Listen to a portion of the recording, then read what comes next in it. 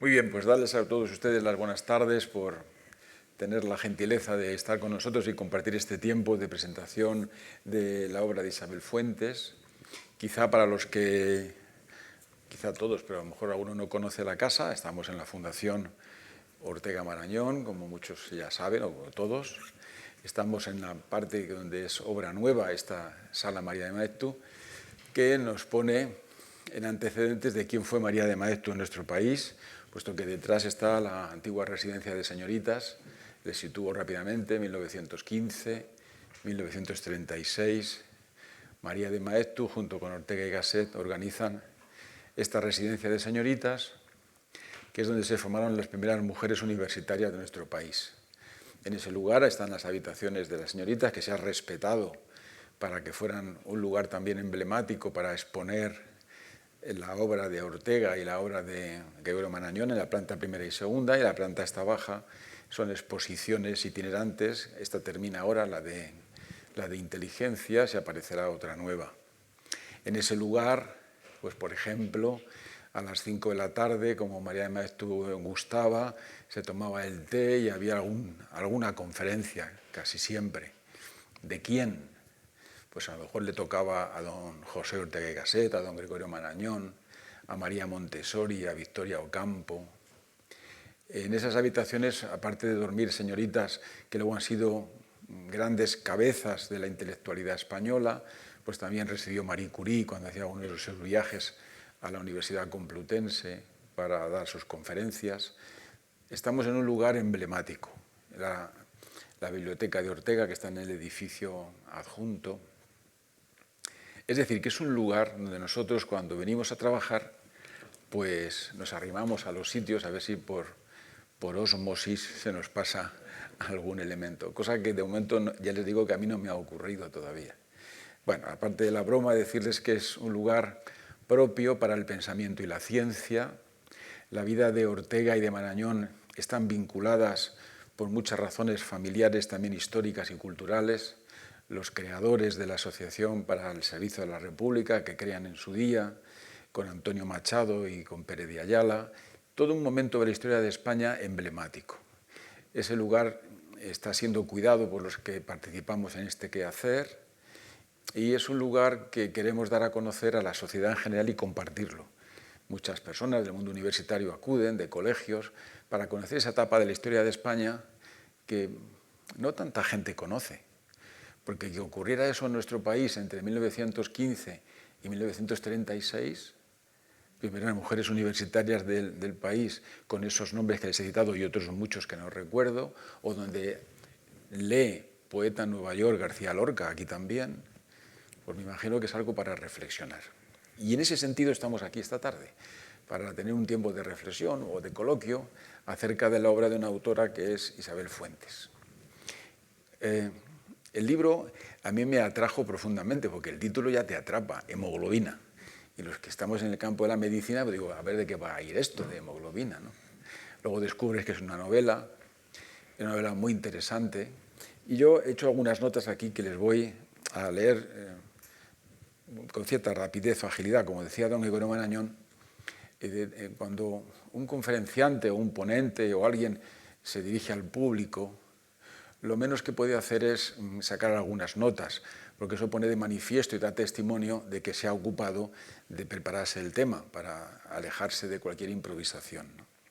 Bueno, ustedes verán en el libro que Isabel Fuentes, ella es bióloga y se doctoró en museología en el Museo de Ciencias Naturales en la Historia Natural en París.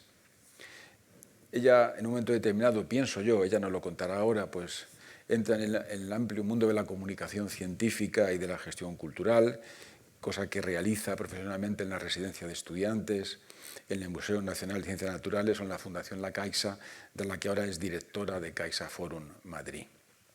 Su primera novela, que comentamos hace un momento, es de 2015, Un gen fuera de la ley. Claro, ya al biólogo le atrae aquel elemento tan importante como es la genética y la biología molecular, y ahí aparece ese personaje de Celia que trasciende a la obra actual en esta de hemoglobina. Es una obra, la de 2015, que fue candidata al Premio de Creación Literaria en la Real Academia.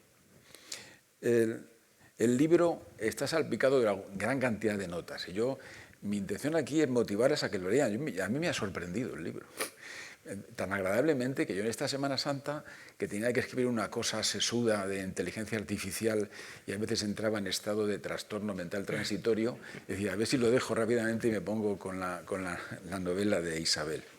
Fíjese que empieza el libro y yo aprendí que resulta que no sabía yo, Isabel, que esto de localizar trozos de pulpo vivo, colocarlos en un sujeto, el pulpo vivo se pega a la tráquea y se puede producir la muerte por asfixia. Los que hacemos medicina legal y forense sabemos de eso algo, pero me llamó la atención que lo utilizara la autora. Pero fíjense algunas frases, algunas perlas recogidas de la obra. Nunca te fíes de un policía, porque todos son capaces de cumplir la ley en cualquier momento. Página 14. Dice Celia, la protagonista, dice, llevé al límite mi vocación científica y ahora cumplo condena por ello. Voy lanzando frases que luego ya nos puede explicar mucho mejor, ¿no? Hace una descripción interesantísima de los hombres. Por ejemplo, Celia, que vive con Juan Luis, dice, Juan Luis, vivir con él es como vivir con un expreso de oficina, que cuando quieres tomar un café o le falta agua o no hay cápsulas. O, en cambio, el marido de su amiga dice, es un hombre que es como vivir con una navaja suiza, ¿no? Los baldaquinos de chocolate que salen en la obra recuerdan ya la molécula de hemoglobina que ella desarrolla perfectamente bien, ¿no? Fíjese alguna otra perla. En un cumpleaños de niños, ¿qué es una piñata? Ustedes saben lo que es una piñata. Para la autora, pues resulta que piñata es un helicóptero de ayuda humanitaria, porque el reparto nunca es justo. Es decir, hay todo un tono de ingenio muy interesante organizando la trama alrededor de este vampirismo que luego ya el tiempo que ella va a tomar ahora pues nos lo contará con más detalle. Dice que cuando tienes hijos dejas de elegir ya a tus amistades. Se describe un cumpleaños, las discusiones de pareja, la descripción del ictus, del accidente vascular cerebral que tiene la madre, define también un laboratorio. Un laboratorio es un lugar en el que se estudian cosas de la naturaleza que no se entienden. Bueno, pues son mensajes muy interesantes en una temática que tiene que ver con la reproducción humana asistida, con la genética. Aprenderán probablemente los que no estén vinculados directamente a la materia lo que sería un transcriptoma y la importancia que esto tiene, los genes embrionarios, o que algunos hombres tienen la misma sensibilidad que como si tuvieran un traje de neopreno, ¿no? O, por ejemplo, en algunos congresos, cita uno de los congresos la obra, donde dice, ahí se reunían una serie de carcamales que rememoran sin piedad y con todo detalle sus pretéritos méritos. Bueno, pues quiero decirles con esto que hay una obra con una narración muy peculiar, pero es capaz de unir la realidad de la vida de los personajes que están en este tiempo con la vida científica que ellos realizan en el entorno de la medicina, la biología, la ciencia de la salud, y luego con una trama que ella describirá mejor, que tiene que ver con una forma de vampirismo un tanto sui generis, ¿no? Acaba incluso con biopsias y con tratamiento de muestras y con todo eso. Sátira, ciencia, humor, comedia, y luego un tiempo de reflexión sobre un término muy interesante que es la distopía de la realidad. Es decir, que fíjese, nos llevaría a que estamos en una sociedad pantallizada, una sociedad que está colonizada por la indiferencia que los personajes narran y en el que todo parece ser homogéneo, pero a la baja. Es lo que llamaríamos en algunos autores en los estados de medianía o de mediocridad. Y que la autora recoja todo esto me parece todo un éxito. Yo le decía a ella, y yo tengo la suerte de conocerla hace algún tiempo y tuvimos la ocasión en nuestras vidas profesionales de tener un lugar de encuentro, y recuerdo en la Caixa organizando una actividad que era asociar los sentidos, vista, oído, olfato, tacto y gusto, con personajes de la historia que hubieran padecido de esas cosas. Y me acuerdo que a mí me tocó el gusto con Sigmund Freud y el tumor de Sigmund Freud en el paladar blando, ¿no? Otros hablaron, por ejemplo, Bach de la vista, del oído Beethoven, etc., ¿no? Y fue una experiencia tan interesante que ahí yo descubrí que Isabel tiene la capacidad de intuir dónde puede estar el elemento clave para hacer que la comunicación científica, la comunicación en general, llegue a quien escucha o a quien atiende, ¿no? Así que yo con esto no quiero hablar más, quiero dar la palabra a Isabel para que ella nos cuente algunos detalles más de la obra, cómo surge, y luego entraremos en un coloquio en el que ustedes están también invitados, porque estamos en un tiempo relajado, ya hemos dejado a lo mejor parte de las rutinas y ahora aparte de que se motiven a leer la obra o no, pero sí tener este intercambio de puntos de vista al que nos puede llevar la lectura de una obra tan interesante como esta. Así que, Isabel, tienes la palabra. Muchas gracias, Fernando, y gracias a todos por venir esta tarde. Pues, claro, hablar de la obra de uno es un poco complicado. Yo realmente retomé, empecé a escribir ficción con la otra novela, con Un gen fuera de la ley. He tardado mucho en sacar una segunda por muchas razones. Primero porque escribo en el tiempo libre, que es escaso para todos. Soy bastante constante, pero claro, la cosa dura al final. No, le decía a Fernando que hay que sacar tiempo de, pues eso, de las vacaciones, los fines de semana, los ratitos. Entonces, bueno, pues la cosa se ha dilatado en el tiempo. Sí que es verdad que me había quedado con ganas de seguir explorando un poco la vida del personaje principal de la primera novela, que es Celia. En esta segunda, que es una genetista que no consigue una plaza en la universidad y entonces se dedica a hacer otros trabajos. En la primera trabaja para la policía científica y en esta está trabajando en una clínica de reproducción asistida. La historia, yo tenía claro de lo que quería hablar, aunque no tenía claro lo que iba a pasar. Realmente no quería que hubiera una epidemia de vampirismo como metáfora bueno, aparecerá, pero un poco de la infantilización de la sociedad, que es mi percepción.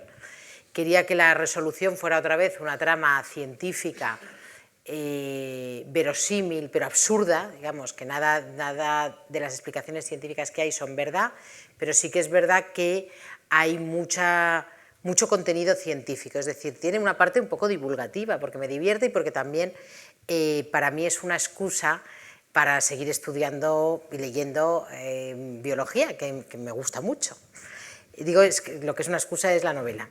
Y realmente lo demás no está previsto. Lo que le pasa a la madre, el ictus de la madre, sí, sabía que necesitaba que apareciera un hospital al principio para toda la historia. El hospital es un desastre, ¿no? El hospital es un desastre. Berlanguiano. El hospital es un desastre. Pero sí, es un desastre porque también hay personajes que hace que sean personajes concretos. Hay un pirata... Sí. Me pasó una cosa curiosa y es que cuando... No, por continuar, pero las cuestiones que le pasan en la vida al personaje no las tenía previstas y yo escribo de una manera secuencial y van apareciendo personajes, otros van desapareciendo, unos cobran más importancia, otros van siendo más innecesarios, las relaciones entre ellos van surgiendo, digamos, como en la vida misma, no lo tengo todo previsto, ¿no? Porque al final, verdad que yo utilizo el tiempo libre para hacer esto y lo primero que quiero es pasármelo yo bien. Luego ya cuando la obra está hecha, si ya los demás, ahora ya es de ustedes, si les gusta, fenomenal, pero en principio a mí me importa meterme en la historia y ir montándola.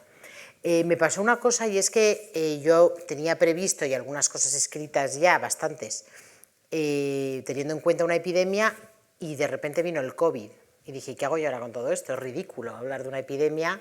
Imagínense lo que había escrito sin que el COVID hubiera existido, entonces nada me servía, lo tengo que incorporar. Primero pensé, por unos momentos tiro la toalla, cambio de tema otra vez y no, dije no voy a cambiar de tema, voy a ver cómo puedo hacer. Tuve que cambiar bastantes cosas en la cabeza, es decir, simplemente situarme, porque la novela es ahora, pero puede ser un futuro próximo, digamos, más que ahora exactamente, es un poco lo que puede venir, ¿no? Y tuve que incorporar el COVID algunas referencias, no tiene especial importancia, o sea, no tiene muchísima importancia, pero sí hacer algunas referencias al COVID y de paso un poco de homenaje a la epidemiología, que hay un informe epidemiológico que es la base de que todo tenga sentido, digamos, ¿no? Y luego hay muchas referencias y mucho muchos homenajes a, pues, bueno, pues a algunos escritores, algunos cantantes, hay un par de referencias a Javier Crae, a Violeta Parra, hay una pequeña referencia, algún cineasta también, ¿no? A Woody Allen, a José Luis Cuerda, bueno, y luego en los agradecimientos se puede ver que he dado la lata a mis amigos científicos a un porrón de ellos, ¿no? Porque claro, he leído mucho, pero ha habido cosas muy específicas moleculares que he tenido que consultar realmente. ¿Y por qué, Isabel, ahí está? Porque la novela busca colocar una cierta epidemia de vampirismo, donde la gente busca morder a otro para obtener sangre o beber sangre. Y esto de repente... Pero con toda normalidad. Una cosa como normalidad. Además ahí parece una actitud del carácter especial, con pulsiones en la vida, a la hora de comer, pulsiones para tomar dulce. Entonces esto parece que está ahí colocado y si fuera otra novela se centraría en eso extraordinariamente, lo intentaría relatar con criterios científicos sesudos, pero no, esto juega un papel ahí como toda normalidad, pero con toda normalidad se comportan el resto de los personajes que tienen mucho lío también, ¿no? Sí. Pero llega hasta a hacer biopsias incluso, yo creo, ¿no? Necropsias, ¿no? Sí, hay unas necropsias de cerebro que ahí yo tuve que consultar muchas cosas, desde en qué zona tenía que... Bueno, es una escena muy final. ¿Por qué sale el vampirismo aquí? Bueno, el vampirismo, claro, no lo puedo explicar bien porque si no desvelo un poco por qué el vampirismo, pero realmente lo que yo quería es que no fuera nada distópico. De hecho, la editorial que me lo publicó es Penguin Random House, el sello de Roca. Yo lo presenté a otro sello de Penguin cuando ya la tenía terminada, porque de hecho... Bueno, es alguien que había leído la primera novela, le gustaba, yo dije, no, yo quiero ser completamente libre, escribir lo que quiera, he tardado muchos años, y yo la entrego, hombre, pues se pueden cambiar cositas, pero lo esencial, ¿no? Entonces este primer sello, muy amablemente me dijeron, habría que modificar una serie de cosas, y yo dije, me parece que es un cambio sustancial que no estoy dispuesta a hacer, y además no es una novela distópica, bajo ningún concepto, son los vampiros, que creo que no hemos conectado, pero la verdad es que las personas responsables de ese sello tuvieron la amabilidad absoluta de decirme, bueno, pues dentro de Penguin te vamos a ayudar a encontrar un sello donde encaje, es decir, que yo les estaré eternamente agradecidos porque gracias a ellos, aunque no les encajó la novela, ni yo estaba dispuesta a hacer cambios. Y una de las cuestiones es que cuando uno escribe de vampiros, parece que tiene que ser distópico, cuando para mí son vampiros como podían estar mal de la vesícula, es decir, pues, justo el tratamiento de normalidad absoluta del vampirismo es lo que yo buscaba, que pasaran completamente inadvertidos. Y pasan inadvertidos, es verdad que hay ese contratiempo de que la gente se empeña en beber sangre, pero como la gente que se empeña en ir en patinete, es decir, no tiene mayor trascendencia, ¿no? Y lo que pasa es que me sirve para muchas cosas y eso se ve al final de la novela, para hablar de la sociedad realmente, de qué nos está pasando. Eso te quería preguntar, a los probables lectores que puedan salir de aquí, ¿no? O casi seguros, ¿qué querrías comunicarles? Todo autor intenta que a través de esa trama que ha generado, quiere llegar a un corolario para hacer una reflexión en este tiempo. ¿Cuál sería el tuyo? Bueno, pues que sería que si damos un paso atrás y nos observamos, algo que no es nuevo, no lo estoy postulando yo, pero verdaderamente somos, como sociedad, unos más que otros, niños grandes, niños que compiten con los niños de verdad, ¿no? Yo creo que estamos invadiendo el espacio psíquico y social de los niños. Aparentemente se dice que los protegemos, que no voy a entrar en discusiones pedagógicas, que si los sobreprotegemos. Yo creo que sobre todo lo que estamos haciendo es imitarlos en muchos aspectos, ¿no? En la cuestión del capricho, de la inmediatez.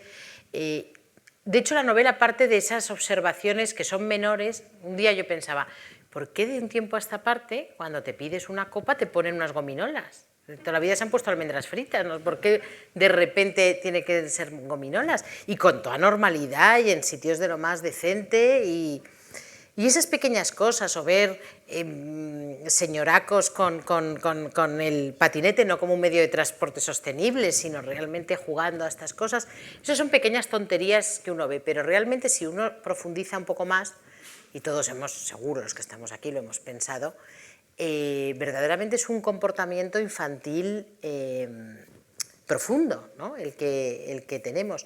A mí hay un hecho que no me gusta mucho contarlo porque no quiero que se haga ninguna interpretación política al respecto, porque no la tiene realmente, no es una lectura ni muchísimo menos partidista del hecho, pero que también está un poco en el origen de la novela. A mí me llamó mucho la atención, no sé si se acuerdan seguro, cuando Carolina Vescanza llevó al bebé al Congreso. Es que ni entro a debatir si lo tiene que llevar o no lo tiene que llevar, no quiero entrar en eso. Simplemente a mí me llamó la atención la reacción, el tipo de titulares que salieron, que eran titulares muy viscerales, en un sentido o en otro eran muy viscerales, como una especie como de agresión personal. Y a mí yo me preguntaba, ¿por qué se toma menos distancia con este hecho que cuando otra persona en el Congreso jugaba un videojuego? No sé si se acuerdan también cuando el caso de Celia Villalobos con el Candy Crush, que tampoco entro a analizar nada. Dije, yo no juzgo si es mejor, lo puedo juzgar en privado, quiero decir que yo no estoy aquí para hacer análisis políticos, pero sí me tomé la molestia en leerme los titulares de los periódicos de una noticia y de la otra, y en una había cierta distancia tomada y en otra no. Y la conclusión absolutamente acientífica que yo saqué es, en uno de los casos, se puede criticar, apoyar, defender, justificar con cierta distancia tomada, y en el otro hay algo de uno que está como metido ahí. Y pensé, yo la única explicación que le encuentro a esto es que en un caso es un adulto invadiendo el espacio de los niños y en otro caso es un niño invadiendo el espacio de los adultos. Y eso es lo que me hizo un poco el clic de decir, ¿qué nos pasa? Hablo como sociedad, no ni a mí, ni que nos molesta tanto que los niños entren en nuestro, que a lo mejor nos tiene que molestar, pero simplemente qué nos pasa con eso, y que vemos con toda paz nosotros entrar, pues la gente en las empresas, ahora ya no sé si está tan de moda, pero hace unos años se iban a disparar cartuchos de pintura a la sierra los ejecutivos y nadie se ha reído de ello, ¿no? Es decir, que yo decía, oye, estamos como entrando en ese espacio de los niños porque realmente estamos rivalizando con los niños. Y dije, pues a partir de ahí, a ver qué sale. Y ese fue el origen. Hay otra parte que citas en la novela, que siguiendo esta reflexión de qué quieres o qué pretenderías que el lector recogiera y que le llevara a una cierta reflexión. Y una que me atrajo es este concepto que planteas de la atención. Es una sociedad poco atenta. Y es paradójico en esta sociedad hiperconectada que vivimos en un enjambre digital y donde las publicaciones narran el mayor número cada vez más grande de soledad. Soledad no deseada, soledad patológica, etc. Y me quedó la palabra atención dándole vuelta. Luego yo la he reflexionado y me gustará compartirlo contigo, pero me gustaría conocer cómo aparece este análisis de la falta de atención o la situación de pérdida de atención. Bueno, aparece como tantas otras cosas, porque claro, una novela sirve también para ir metiendo sin necesidad de justificar ni hacer ciencias sociales las observaciones que uno hace, ¿no?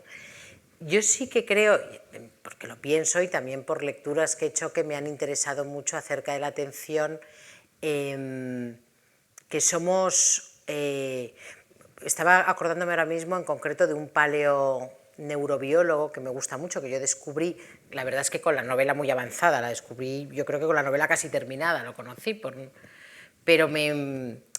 es verdad que por eso están los agradecimientos, porque lo parafraseé en algún momento de una manera muy, muy clara, y él habla, se llama Emiliano Brunner, y tiene un libro muy interesante que se llama La evolución del cerebro humano, y él cuenta que somos como especie, somos...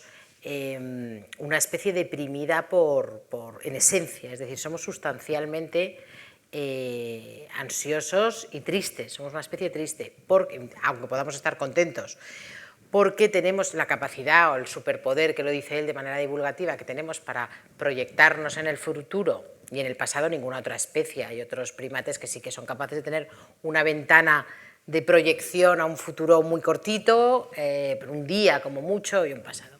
Pero esta capacidad de ver lo que no existe, porque vemos lo que no existe, o sea, los países no existen, lo que nos pasó hace 2 meses no existe, estamos todo el rato viendo cosas que no existen en el pasado y en el futuro, y nos cuesta estar en el presente, muchísimo, porque estamos con tanto vagabundeo mental que ese superpoder nos hace estar siempre torturándonos por lo que fue y por lo que podría ser. Dicho esto, claro, siendo que además para innovar nos hace falta atención, tenemos un problema, porque no es nuestra primera opción el estar atentos, y sin embargo es lo que nos hace más humanos el estar atentos.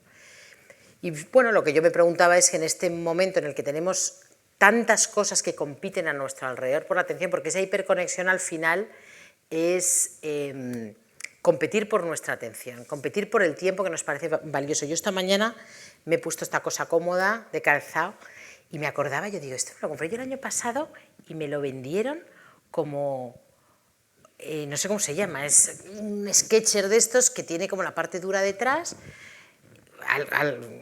porque metes el pie y no te tienes que agachar para calzártelo. Entonces, yo cuando me lo ponía digo, qué fuerte, ¿no? Que ya la atención está dirigida a cómo poderte poner un zapato sin meter el dedo índice en el talón, ¿no? O un calzador. Es decir, que no perdamos ni un segundo. ¿Para qué?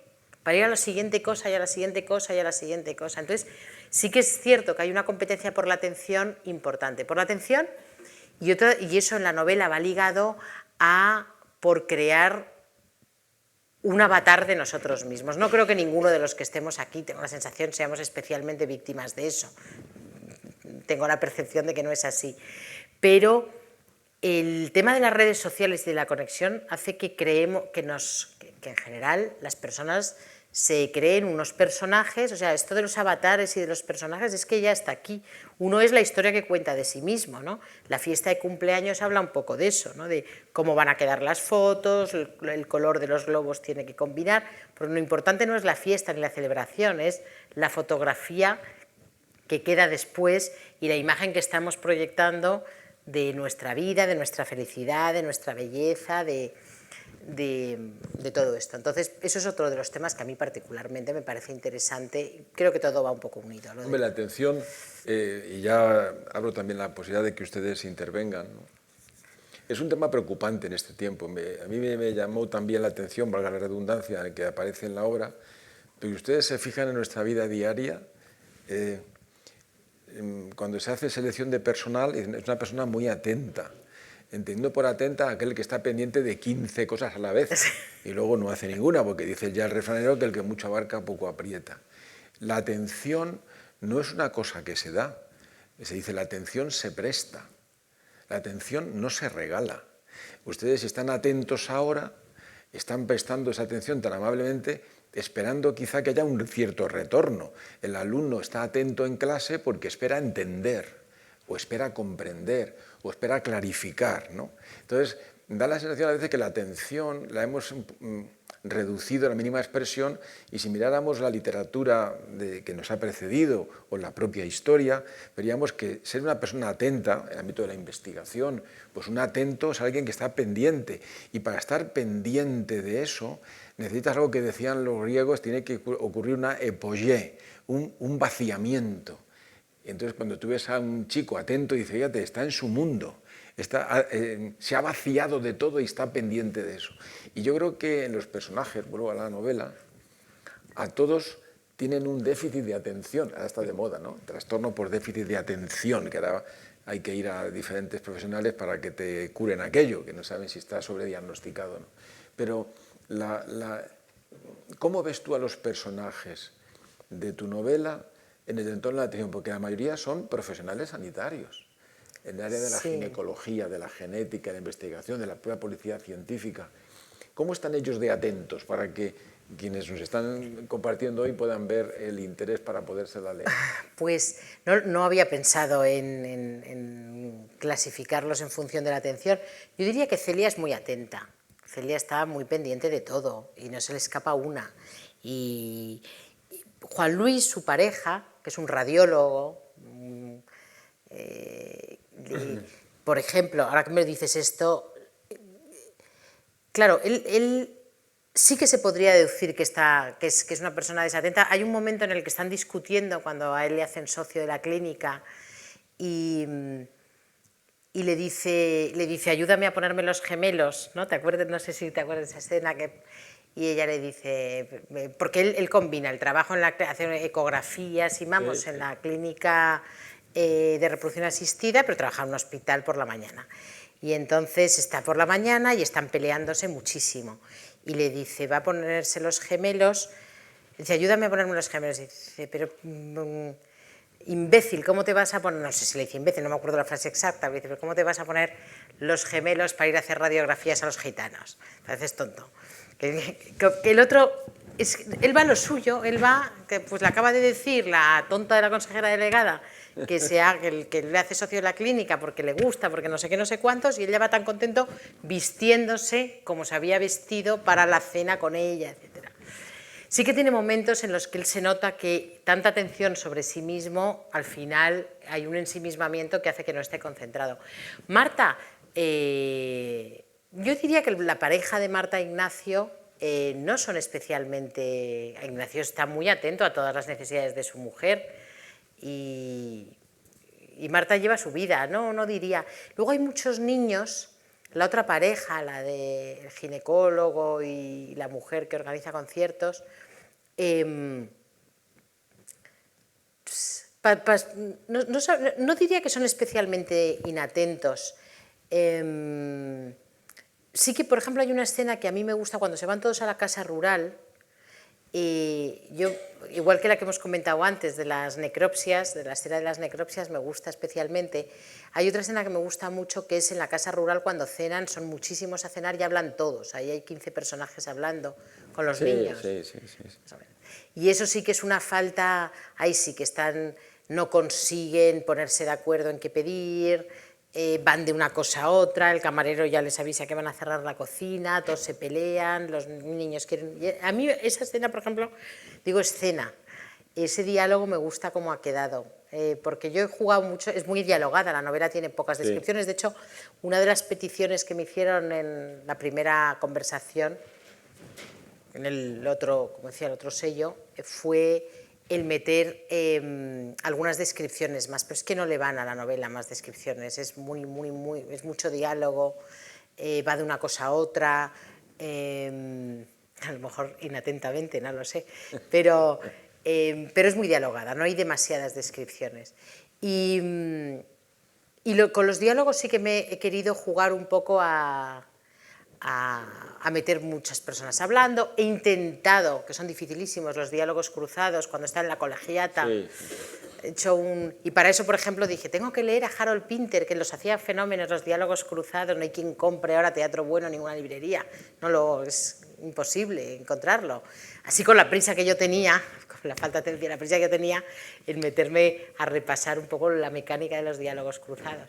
Pero es verdad que la escritura novela al final es una excusa para estudiar y para no hacer demasiado deporte.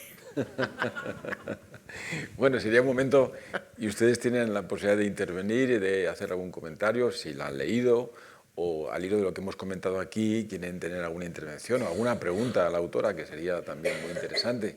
Tienen ustedes la palabra como no podía ser de otra manera. Adelante, por favor. Sí, yo lo siento, pero no lo he leído, ¿no? Claro. Lo que pasa es que tenía referencias de la autora por gente muy próxima a mí que es gran admiradora de Isabel, y entonces como has dicho que haces homenajes varios a personajes literarios y tal, me ha surgido la idea de que los vampiros sea un homenaje al jovencito Frankenstein, a la película de Mel Brooks. Pues mira, realmente no, porque de hecho, pero bueno, podría ser porque es verdad que están tratados con humor, a lo mejor inconscientemente sí. A lo mejor inconscientemente sí, porque es verdad que hay un uso de los vampiros muy normalizado y con más humor que distopía. Entonces, en ese sentido, a lo mejor no con todos he sido consciente de los homenajes. Lógicamente, claro, todos tenemos nuestro bagaje, nuestras lecturas, nuestras películas, nuestra vida, y al final yo tengo algunas amigas que me han ido mandando fotos de frases subrayadas de esto te lo conté yo. Pues no haberlo contado, ¿qué quieres que te diga? Pero no hay ningún personaje, por otro lado, aprovecho para decir que sea ningún personaje, son todos mosaicos o Frankensteins del resto. Pero algo de eso puede haber, porque fíjate que hace poco en una entrevista que me hicieron me preguntaban qué libro que trate, un libro de ciencia y literatura que me haya marcado mucho, y desde luego Frankenstein de Mary Shelley yo creo que es magistral, porque creo que, entre otros, pero bueno, que es un libro magníficamente escrito. Y luego, o sea, que a lo mejor... al hilo de esos comentarios aparece una interesantísima explicación de cómo ocurre este fenómeno de ese vampirismo, de esa pulsión por la sangre. Y hay todo un estudio, a mí me atrajo por mi sesgo en el laboratorio del ámbito de la toxicología, del metabolismo. Entonces está explicado con un juego entre la genética y la bioquímica, que efectivamente es ficción, pero resulta muy agradable y muy motivador, al punto de que yo me he repasado algunas cosas de las intoxicaciones, a recordar algunas intoxicaciones a lo largo de la historia. Está narrado con mucho gusto. Hay una parte ahí que ha comentado antes Isabel, porque claro, cuando está ocurriendo un fenómeno de un cumpleaños y se está tratando de un tema científico, de un problema que hay con bebedores de sangre y hay que descubrirlo, con varios personajes que intervienen, entre medias las cuitas del trabajo, y todo eso está ocurriendo esa escena a la vez, y entonces Isabel lo narra uno tras otro con un diálogo que parece que estás en el teatro. Parece que estás viendo los personajes y están hablando y estás en el teatro. En mi experiencia, no sé la de ustedes, eso a veces, si se hace en otros entornos, se hace pesado, porque no lo sigues, te pierdes. De repente Celia interrumpe y dice, no, a ver, la niña esa que va a coger tal cosa, y mientras vuelves otra vez al hilo conductor. Ese es un elemento que te atrapa en la lectura. Y ya les decía que... Y luego hay un juego en esas frases que yo les he comentado, algunas que he elegido, que son reflexiones que son cargas de profundidad. Algunas de ellas son cargas de profundidad. O sea, hay que decir que la pareja de Celia en la relación pues es como la cafetera de un Nespresso, Nespresso de oficina, dice. Nespresso de oficina. Que cuando vas a hacerte un café o no hay agua o faltan cápsulas. Bueno, pues este es todo un mensaje surrealista muy, muy atractivo. Una pregunta, y para dar también la palabra a ustedes. ¿Por qué hemoglobina? Pues, a ver, yo primero pensé en hemoglobina, fue el primer título cuando iba a hablar de vampiros, antes de saber cuál iba a ser la trama molecular, digamos, ¿no? Que es como la otra trama que va en paralelo, dije, pues hemoglobina. Y además lo pensé hace mucho, yo creo que, fíjate, no había salido el serotonina de Houellebecq todavía, que me acuerdo que cuando salió dije, joder, es que es lo que tiene escribir tan lento. Bueno, han ido pasando muchas cosas, porque también hubo otra realidad que ocurrió en este país que también me chafó algunas cosas. Y de hecho, al final ya dije, oye, tengo que correr porque es que la realidad se va imponiendo a la ficción todo el rato y es que esto si no va a ser imposible.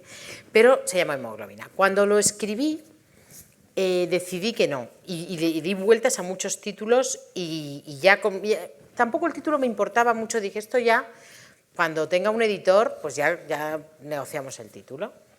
Y la mala pata, que les dije, bueno, se llama hemoglobina, pero bueno, que buscamos otro, le dimos muchas vueltas, oye, que no, que nos gusta hemoglobina, y yo, que no, hombre, que no le pega hemoglobina.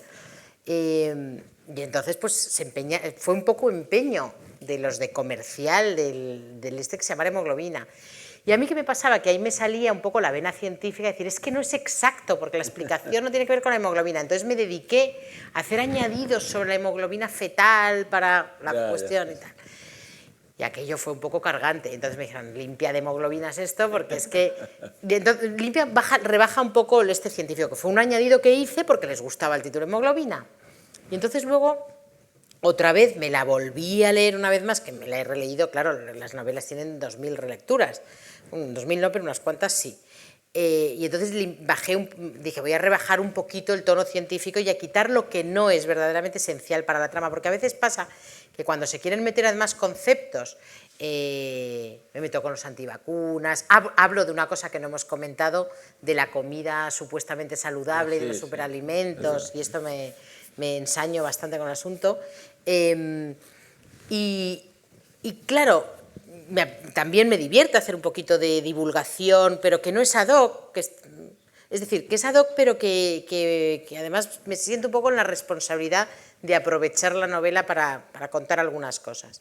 Entonces ahí sí que lo que hice fue decir, venga, elimina lo que no es importante para la trama, no lo que tú consideras porque que te tienes que explicar o justificar. Y es verdad que con esa visión ahí rebajé un poco y tuve que quitar muchas referencias a la hemoglobina. Y ahí vino, y esto es un secreto que nunca lo había comentado, cuando añadí lo de los baldaquinos de chocolate del bautizo de la niña, que como recuerdan, ¿no? Porque la molécula de hemoglobina son como 4 baldaquinos. Entonces dije, bueno, voy a hacer un guiño así un poco chas, para que quede un poco justificado el título. Pero es el mundo al revés, es decir, el título lo propuse yo sin que me gustara, y les gustó tanto que tuve que yo aceptar mi propio título, ¿no?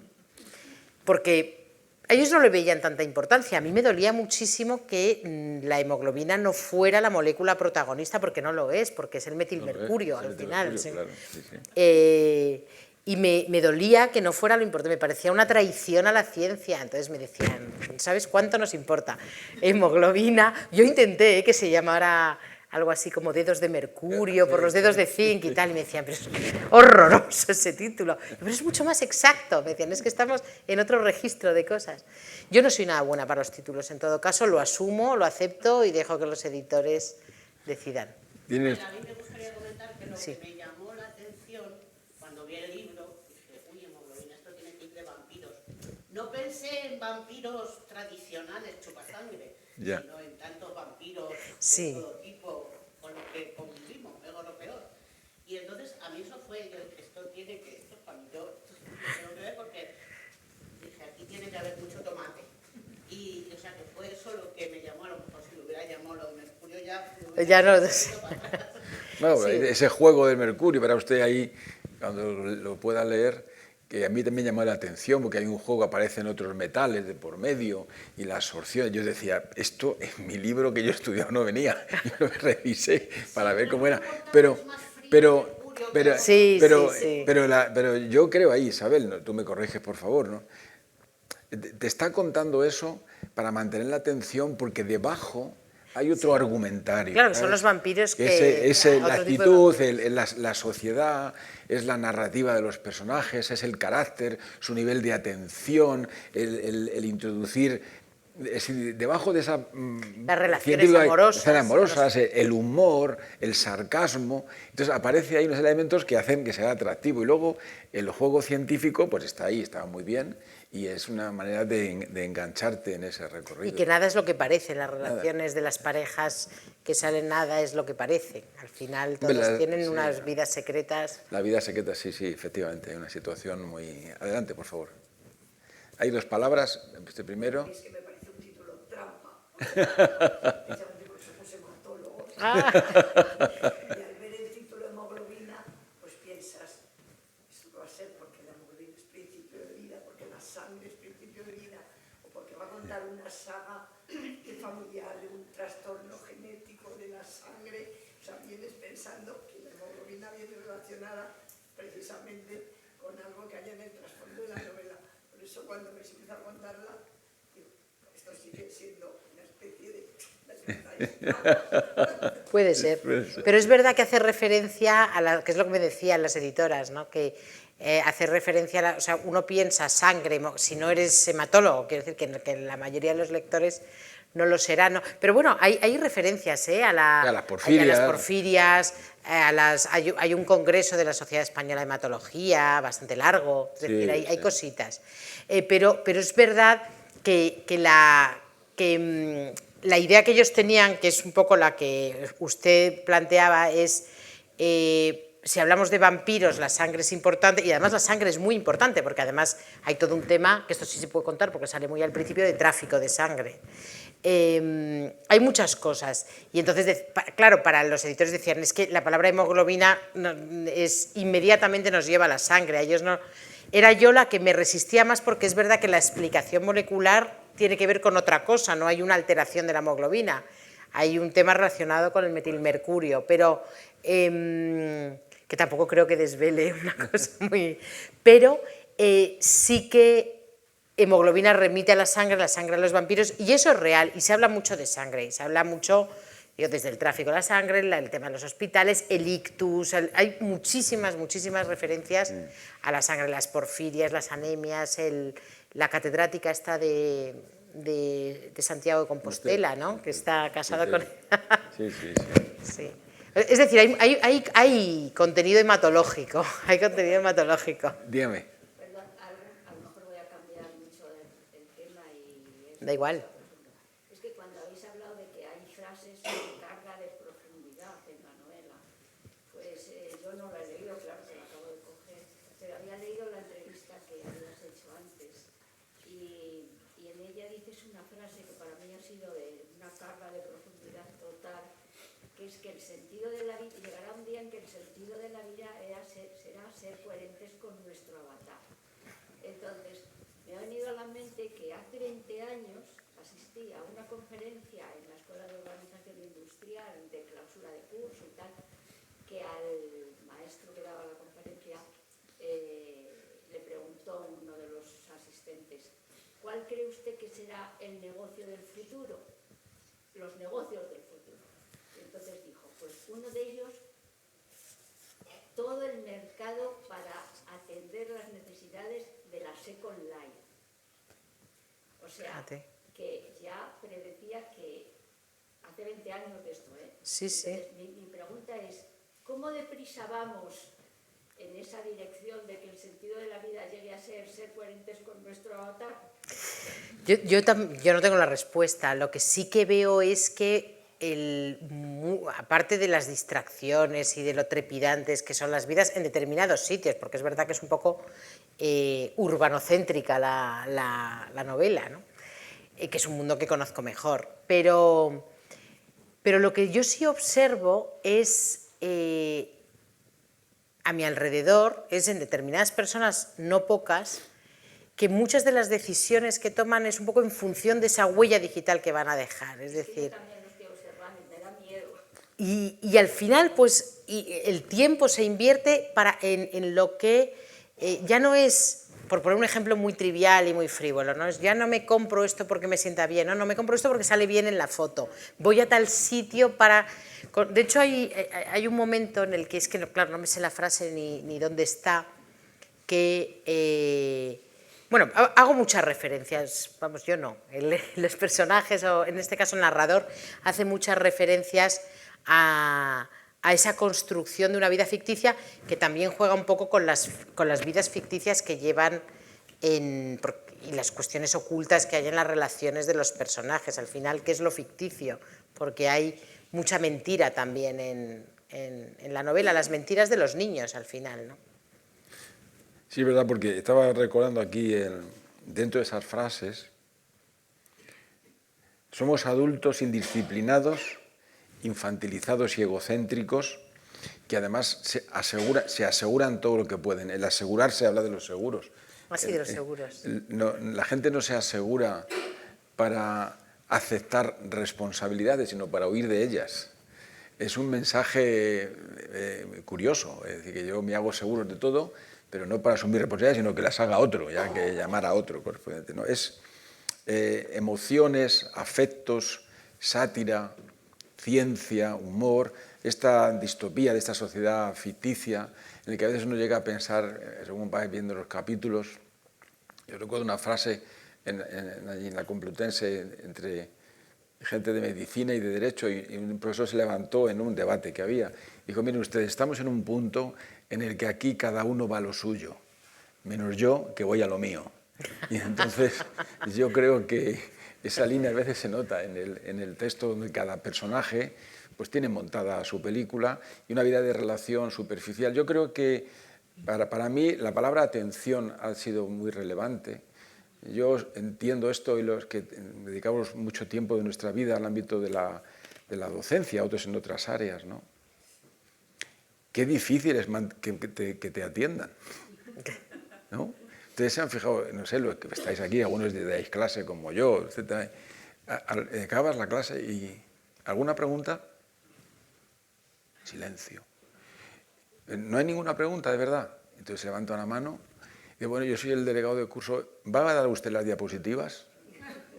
Entonces tiene una sensación de frustración y que los autores, los personajes aquí, con la mano de la autora, lo van superando y hay un estado de adaptación permanente a una realidad que es a veces insostenible, incluso insoportable, pero que ellos asumen.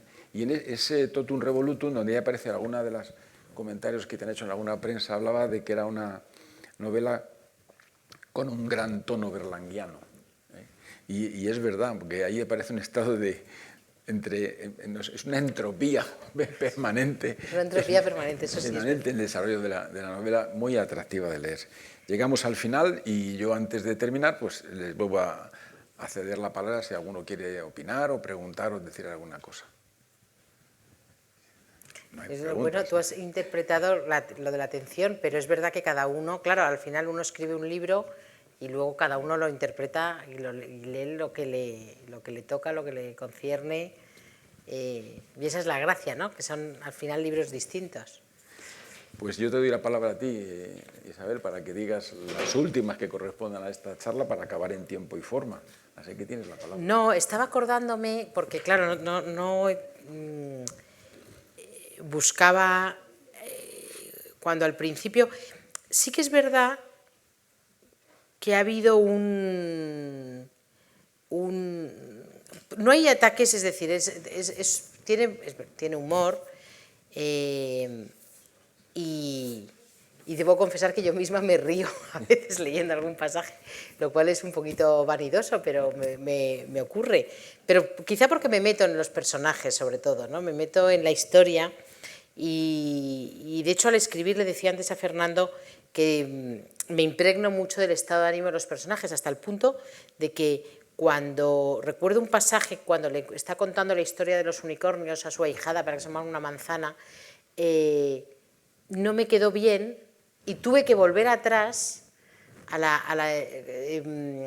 digamos, al diálogo anterior en la pelea de ella con su pareja para poder captar bien el estado de ánimo y que fuera coherente el tono en el que le contaba el cuento. Como había pasado tiempo, demasiados días, entre escribir una cosa y otra, yo me daba cuenta de eso, de que si no arrastraba el estado de ánimo de la escena anterior, digamos, la siguiente no salía suficientemente bien. Por eso también necesito, a mí particularmente, no digo que sea la única manera, escribir secuencialmente. No, decía que a pesar del humor, no hay ataques maléficos a nada. Quizá el único sería que dije, lo siento, me da igual que sea excesivamente duro, que es a los cantantes de reggaetón. Ese es el único que me he permitido ser muy salvaje con a pesar de las consecuencias con Pero bueno, ojalá les guste. Ahí tienen ustedes por la presentación. Una novela para poder leer, darles las gracias por estar. Muchas gracias. Estamos en una casa donde este ejercicio lo hacemos habitualmente, es un hábito para nosotros tener la suerte y el privilegio de que los autores nos cuenten cómo lo hicieron, cómo salió adelante, cómo brotó la idea, cómo se desarrolla, cómo se construye, en este caso, ya no solamente la historia o los personajes, sino en el propio contar del autor, pues se ve cómo ha armado la historia, cómo la ha estructurado, qué necesidades ha tenido de poderlo rehacer. Y eso, insisto, exige dedicar mucho tiempo, usar los ladrillos del tiempo y el cemento de la paciencia para construir esta obra, ¿no? Así que yo darle las gracias a Isabel por estar y compartirlo con nosotros y compartir su obra y desearla que continúe. Yo le decía antes, yo le animo mucho, ya sé que hay que buscar el tiempo, no sabemos dónde, pero le animo porque la manera de narrar es muy atractiva y es muy innovadora. Innovadora no es cambiar los muebles de sitio, sino es innovar, es es innovar dentro, es renovar, ¿no? Y yo creo que es una necesidad grande esta en un tiempo que vivimos que es bastante superficialón y está lleno de ciertas polémicas y sobre todo de polarizaciones innecesarias. Así que muchas gracias por su presencia y les pido un aplauso para la autora. Bueno, gracias.